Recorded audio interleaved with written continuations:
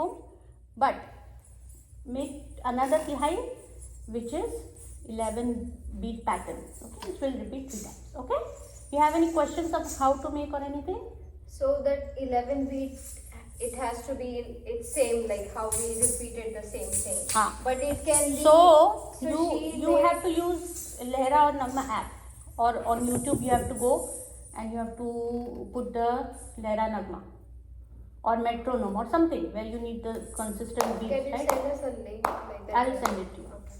And another thing, how many? So we are each doing beats, right? So from 11 is divided into how many? No, you are doing separate now. We just did one together, but now you have the steps of how to do that. So now 11 I can make any composition out of it and just repeat it 3 times. Yes. So you have to do one whole composition by yourself.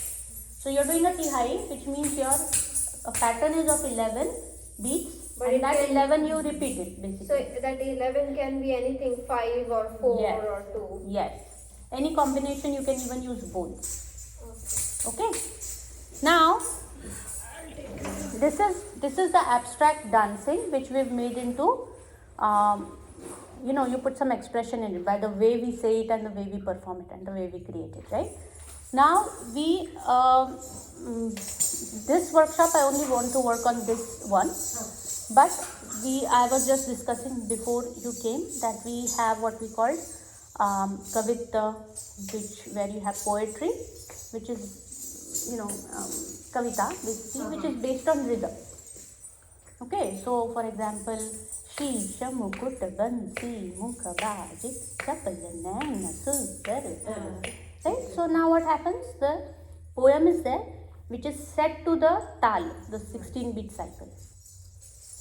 Okay, so we will learn that this year, so you'll get an idea of it. But the next part of what you are doing of the composition is using bowls, and once you are done with the bowls, is using actual words that have meaning to it. Right? So for now you are doing numbers because numbers is easiest to deal with. The next you would do is start using Kathak syllables.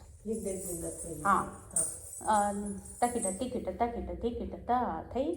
Whatever you can use, takita, tikita, tikda, dik, all the Kathak syllables. Right? Tabla has their own syllables, Pakhavaj has their. So you use those Kathak syllables to come up with compositions. Now the idea is the same. Each syllable has a certain amount, the certain type of sound, and the way you say it, like dha, dhagan, dhagit, dhagit, all those are very strong sounds, right? Takita, tikita, takita, tikita. It's a very simple sound. So there's Rela, which goes takita, tikita, takita, tikita, takita, tikita, da, takita, tikita, da. Which have like softer sounds. There are some which go like a very repetitive pattern, almost seems like a railway. Like the train tracks and how the railway goes and the sound that it makes almost seem like that. So different patterns have different bowls have different feel to it, and that's how you will come up with some expressions in that.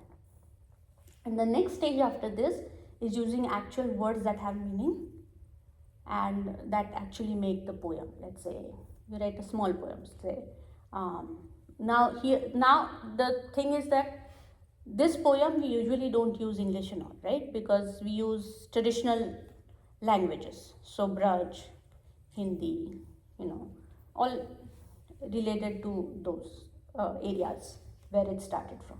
So most traditional Kathak you will see these Hindi